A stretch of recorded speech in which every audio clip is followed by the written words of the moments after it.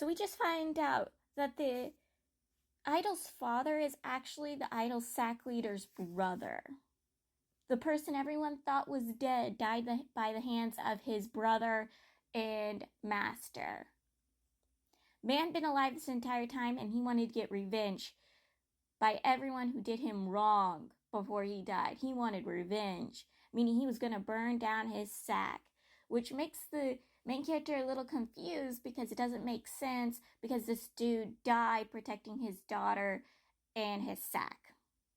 So the idol sack leader wanted to marry her off to his son, her crush, but not because he thought the two would be perfect for each other. No, he wanted her to be used as a pot for his son, and knew other women would be too weak to survive because his son kind of has a thing that makes him couldn't it a lot. So he's like, oh, this will be a perfect way to keep my son from always, conditioning by, having a woman used as a pot like his great-grandfather did.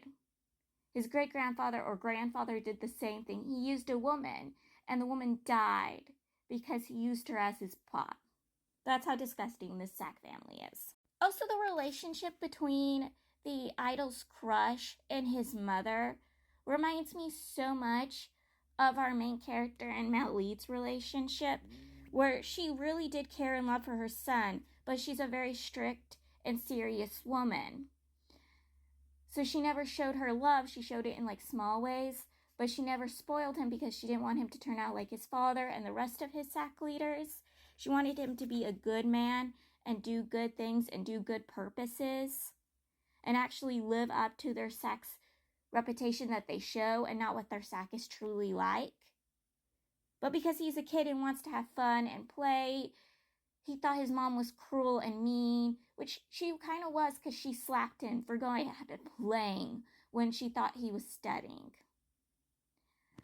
Yeah, it is sad, but it also reminds me of the main character's brother and his nephew's relationship.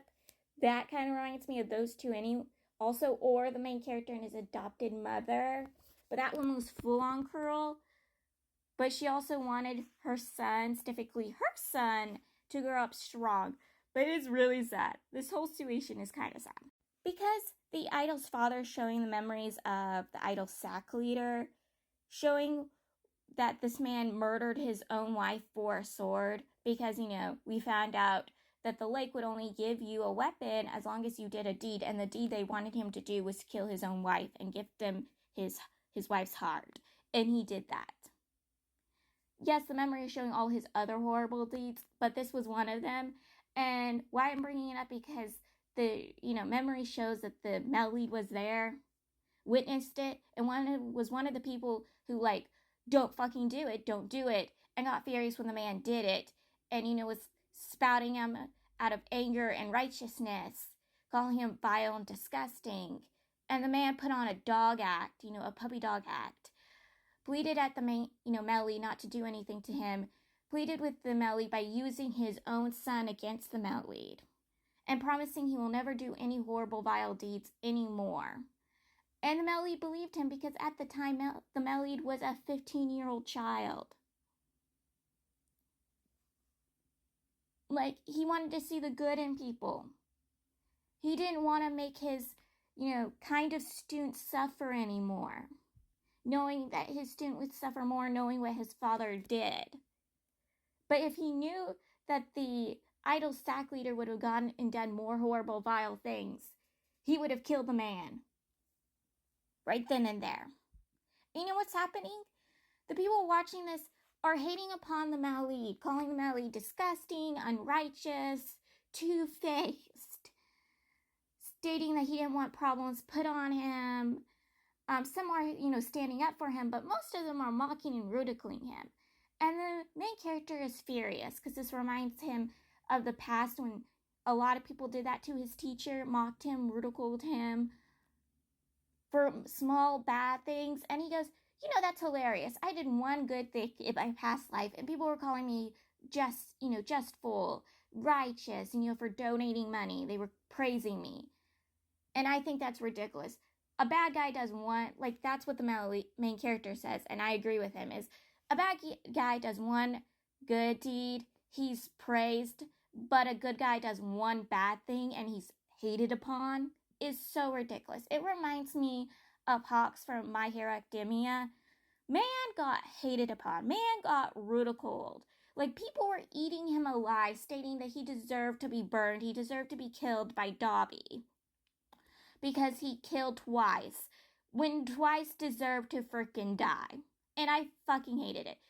Hawks had no choice but to kill twice, and everyone acts in that fandom, acts like Hawk had a choice, that he should have let the villain kill a bunch of people because Twice was a good person. I'm like, Twice was planning to murder a bunch of people. How is he a good person? I just hate it. A good hero does one bad thing, like kill a person, even though everyone in the goddamn fandoms always go, why can't the hero kill the bad guy? But when the hero does kill the bad guy, everyone eats him alive. Like, the main character's kind of a dog in this scene because, like, they see the idol sack leader and his mistress fooling around. That's one of the memories they get to see. And in the memory, he gets the woman who, murdered her own husband to get her position of sack leader. And so she could be with him. Getting her to call him, Gigi, the Gege. Yeah. And the main character is like, I can do that. Because she's older than the idol sack leader is. And the main character goes, I can do that. I can have someone older than me call me by a nickname gifted to somebody older. Like, I can do that.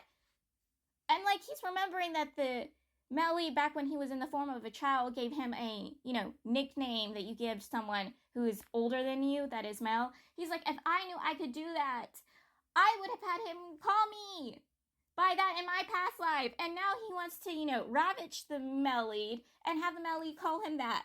The nickname he'd been calling him back when the Melly was in the form of a child. And I'll be, you pervert.